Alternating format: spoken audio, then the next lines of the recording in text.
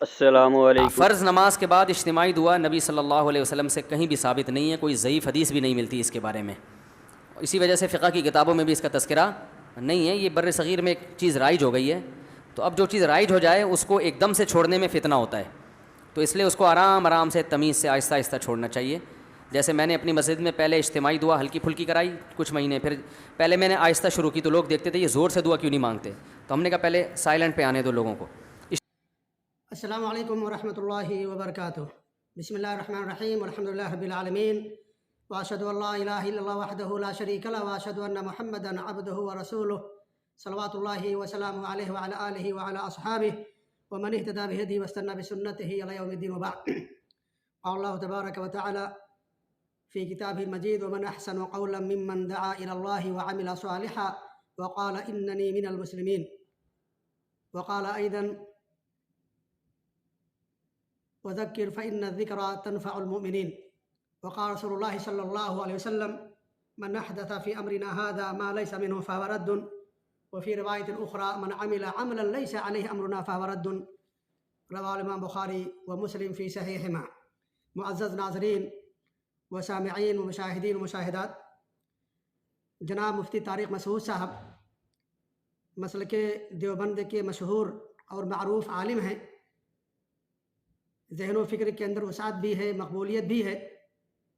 ان کی یہ کلپ ابھی میں نے سنی جس میں وہ فرض نمازوں کے بعد اجتماعی دعا کے تعلق سے فرما رہے ہیں کہ یہ ضعیف حدیث سے بھی ثابت نہیں ہے اور فقہ کی کتابوں میں بھی اس کا کوئی ذکر نہیں ملتا ہے، یہ بر صغیر میں یہ چیز رائج ہو گئی ہے۔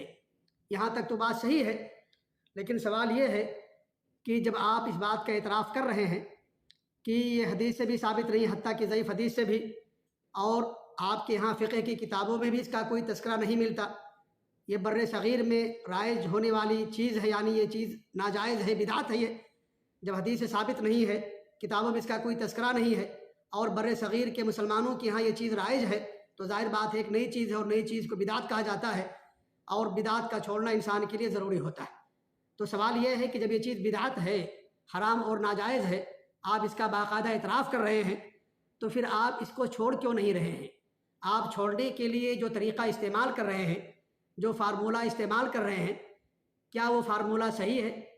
جب آپ کے بقول خود یہ چیز ثابت نہیں ہے اور یہ اس کا کوئی ذکر نہیں ملتا کتابوں کے اندر، تو جب یہ چیز ثابت نہیں ہے، ناجائز عمل ہے، بدعت ہے، تو اس کا چھوڑنا فوری طور پر واجب اور ضروری ہو جاتا ہے۔ آپ جو طریقہ اپنا رہے ہیں کہ دھیرے دھیرے آپ اس کو چھڑوا رہے ہیں، تو جناب مفتی صاحب میں آپ کو بتا دوں کہ تشریعی دور نہیں ہے یہ، اللہ نے دین کو کامل کر دیا، وحی کا سلسلہ بند ہو گیا، شریعت مکمل ہو گئی، دین اللہ نے مکمل کر دیا ہے، لہذا یہ تشریعی دور نہیں ہے کہ آپ دھیرے دھیرے اس کو چھوڑ رہے ہیں۔ اللہ کے رسول صلی اللہ علیہ وسلم کی حدیث ہے اذا امرتکم بشیء فأتوا منه ما استطعتم واذا نهیتکم عن شیء فاجتنبوه، صحیح بخاری اور مسلم کی حدیث ہے کہ جب میں تمہیں کسی چیز کا حکم دوں تو استطاعت بھر اس پر عمل کرو، اور جب میں تمہیں کسی چیز سے منع کر دوں تو اس سے مکمل اجتناب کرو۔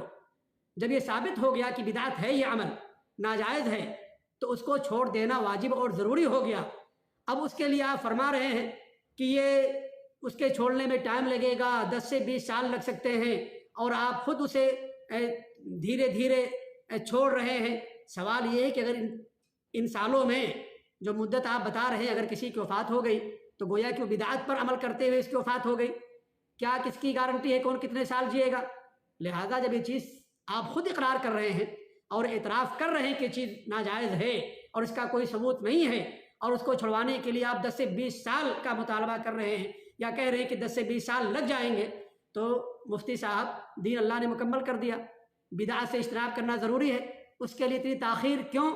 یہ ساری باتیں آپ کی درست کہ آپ نے کہا کہ ثابت نہیں، لیکن آپ جو اس بدعت کو چھوڑنے کے لیے جو طریقہ اور فارمولہ استعمال کر رہے ہیں وہ سراسر غلط فارمولہ ہے، غلط طریقہ ہے۔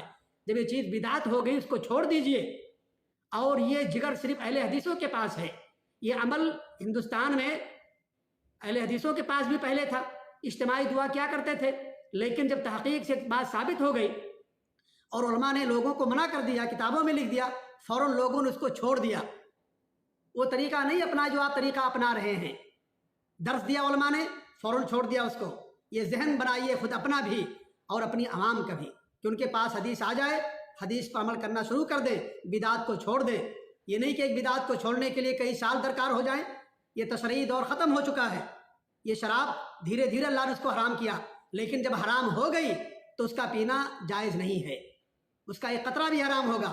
یا آپ نہیں کہہ سکتے کہ کوئی آدمی دن بھر میں 10 بوتل پیتا ہے تو آپ اس سے کہو 1 بوتل پیو، 2 بوتل پیو، یا اس طریقے سے 8 بوتل پیو، دھیرے دھیرے چھوڑو۔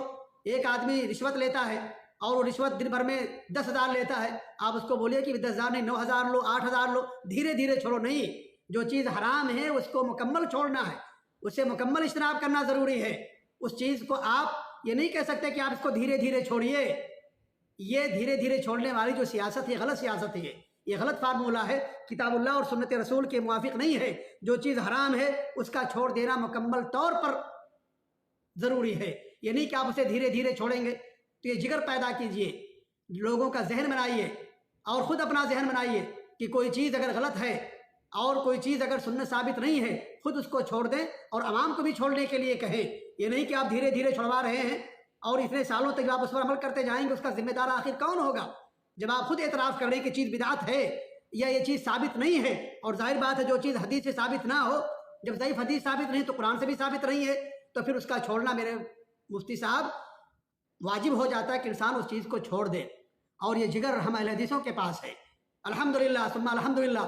ہمارے علماء نے ایسا ذہن بنایا ہے، ایسی ہماری تربیت کی ہے عوام کی اور لوگوں کی، کہ جب وہ کوئی چیز کے بارے میں سنتے ہیں کہ چیز بدعت ہے فوراً اس کو چھوڑ دیتے ہیں۔ اس کے لیے ان کے ہاں ٹائم نہیں لگتا، کیونکہ وہ جانتے ہیں کہ تشریعی دور ختم ہو گیا، بدعت حرام ہے، بدعت کا چھوڑنا ضروری ہے۔ اللہ کے رسول کی حدیث من عمل عملا لیس علیہ امرنا فہو رد، جس نے کوئی ایسا عمل کیا جو ہماری شریعت سے ہٹ کر کے وہ مردود ہے، جس نے ہمارے دین میں ہماری شریعت میں کوئی نئی چیز پیدا کی وہ مردود ہے، اللہ تعالیٰ اسے قبول نہیں کرے گا۔ صحیح بخاری اور مسلم کی روایت ہے۔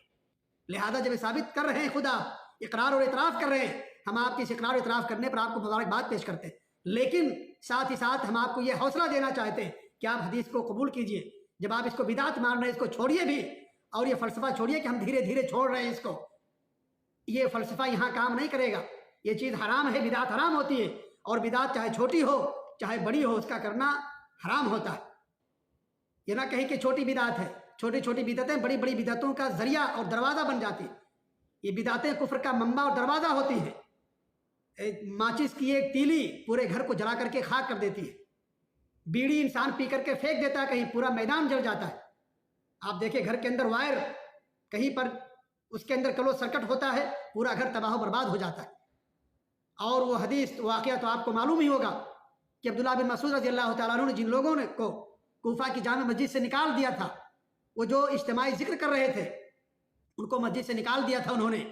یہ کوئی بہت بڑی بدعت نہیں تھی، کوئی کفر والا کام نہیں تھا کہ ایسی بدعت جو کفریہ بدعت ہو، لیکن وہی لوگ جو چھوٹی چھوٹی بدعت کر رہے تھے، چھوٹی بدعت سے جن کا آغاز ہوا تھا، وہی لوگ جب نہروان کی جنگ تھی، صحابہ اور کی جنگ تھی خوارج کے ساتھ، ان لوگوں نے خوارج کا ساتھ دیا تھا، خوارج کو تیر تھما رہے تھے، خوارج کو نیزے سے تھما رہے تھے، ان کا ساتھ دے رہے تھے۔ ایک چھوٹی سی بدعت ان کے لیے دین سے نکلنے کا ذریعہ ثابت ہو گئی۔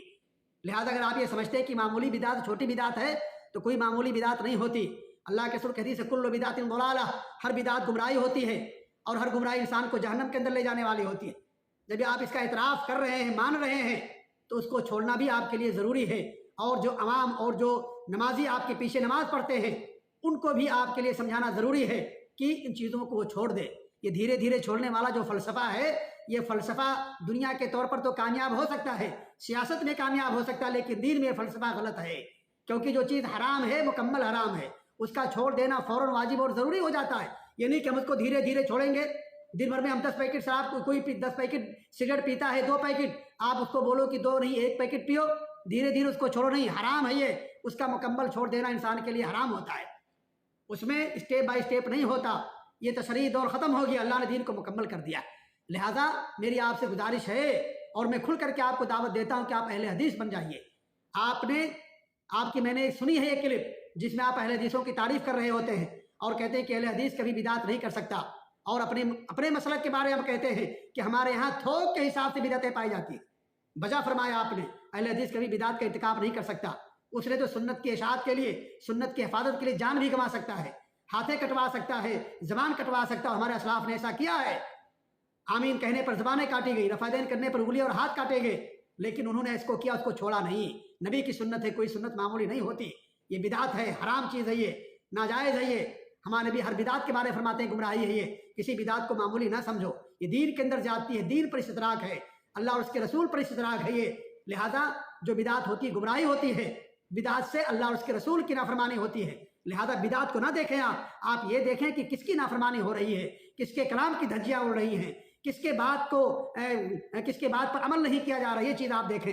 لہذا میں آپ کو کھل کر کے دعوت دیتا ہوں، اگر یہ میری بات کوئی آپ تک پہنچا سکتا ہے تو پہنچا دے، کہ میں آپ کو کہتا ہوں کہ آپ اہل حدیث بن جائیے۔ یہ جگر اہل حدیثوں کے پاس ہے، یہ جگر آپ کے اندر بھی آ جائے گا اگر آپ مسلک اہل حدیث کو قبول کر لیں گے۔ مسلک اہل حدیث ڈنکے کی چوٹ پر اگر کوئی بدعت ہے اس پر عمل نہیں کرے گا، وہ اس کے لیے وقت نہیں لگے گا۔ آبا و اجداد سے بدعت کوئی تھی رائج، لا علمی میں یا تحقیق کی کمی تھی، لوگ عمل کر رہے تھے، ان کو نہیں معلوم تھا، ان کو بتایا گیا، فوراً چھوڑ دیا انہوں نے۔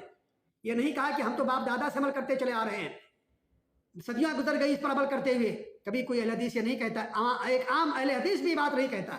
جب اس کو حدیث سنا دی جاتی ہے کہ نبی کا فرمان ہے، یہ صحیح حدیث ہے، یہ فوراً اس عمل کو چھوڑ دیتا ہے۔ وہ نہیں کہتا کہ دھیرے دھیرے ہم چھوڑیں گے، ہماری گٹھی میں چیز پڑی ہوئی ہے، ہم آبا و اجداد سے عمل کرتے چلے آ رہے ہیں، نہیں، اس کو فوراً چھوڑ دیتا ہے۔ یہ جذبہ ہونا چاہیے، یہ جذبہ اگر ہے کسی جماعت کے اندر تو مسلک اہل حدیث کے اندر ہے، اہل حدیثوں کے اندر ہے۔ وہ سنت کی قدر، سنت کی عظمت، سنت کی اہمیت کہ ان کے سامنے کوئی حدیث آگے فوراً عمل کرتے ہیں، بدعات کو فوراً چھوڑ دیتے ہیں۔